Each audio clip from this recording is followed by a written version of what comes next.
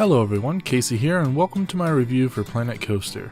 Planet Coaster released for Windows PC on November 17, 2016 and is developed by Frontier Developments. That's right, the same team behind the epic space exploration game Elite Dangerous. To start things off, I've been a fan of the rollercoaster simulation management game genre for many years. In fact, one of my earliest memories and experiences I had with PC gaming came in the form of Rollercoaster Tycoon 2, back on a machine that couldn't hardly browse the internet without crashing. Boy, how times have changed. Anyways, with countless hours put into Rollercoaster Tycoon 2 and many more in the third installment that was released over a decade ago, I've been thirsting to get my hands on a new game in the franchise or genre. Word fell silent for quite a while, and then almost out of nowhere, Rollercoaster Tycoon World was released. And boy, what a horrible disappointment that game turned out to be. Was all hope lost for one of my favorite games? I thought so. Or at least I did until I came across Planet Coaster. Planet Coaster in almost every regard is the true successor and sequel to the phenomenal Rollercoaster Tycoon 3. With almost every aspect improved, tweaked, or changed, Planet Coaster is the definitive title in the genre currently. But where to start? To kick things off, let's talk graphics. Typically in management and simulation games, graphics aren't all that important. However, for a roller coaster and theme park building game, it does make some significance because after all, you want your parks to look stunning, beautiful, and well themed, especially when writing your own virtual creations. Well, I'm happy to say that Planet Coaster took a clear and sharp approach here. Everything from terrain to buildings, tracks, and cars looks outstanding, with the only exception being your actual guests, as they end up just looking kind of weird and oddly stylized in an otherwise realistic setting. Honestly, I think it has to do with those weirdly disturbing, beady little eyes. Anyways, with everything looking so great and sharp, it does take a bit of a toll even on a mid to high-end computer like mine. After building a dozen or so attractions and filling your park with stands, restaurants, animatronics, and guests, you can watch as your frame rate starts to drop. Now, while it doesn't impact enjoyment too much, it will get to the point where you may find yourself lowering some of the settings in the game to try to maintain a smooth experience, especially if you're wanting to ride your own rides with any decent effect. The coasters themselves are very versatile, with countless options for the currently couple dozen or so coaster types. Within each class of coaster, you can expect signature rolls, loops, helixes, and so on. And if you can't find exactly what you're looking for in the pre-built section, chances are you'll be able to make it by hand with the insanely smooth and fluid track layer.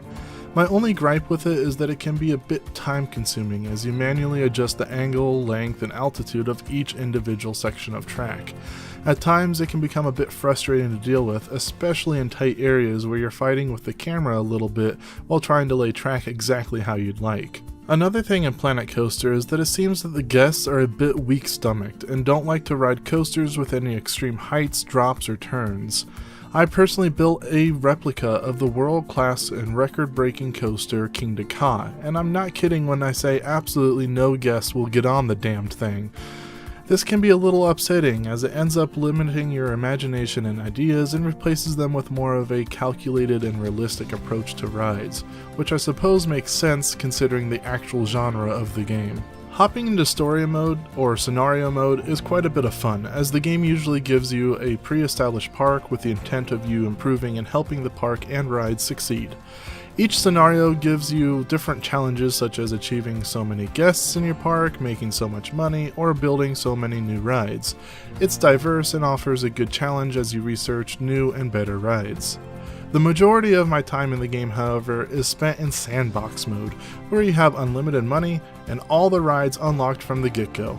The size of your sandbox park is also massive. From what I can tell, it's roughly double the size of the sandbox in Rollercoaster Tycoon 3, but with no real way to measure, it's purely just an educated guess.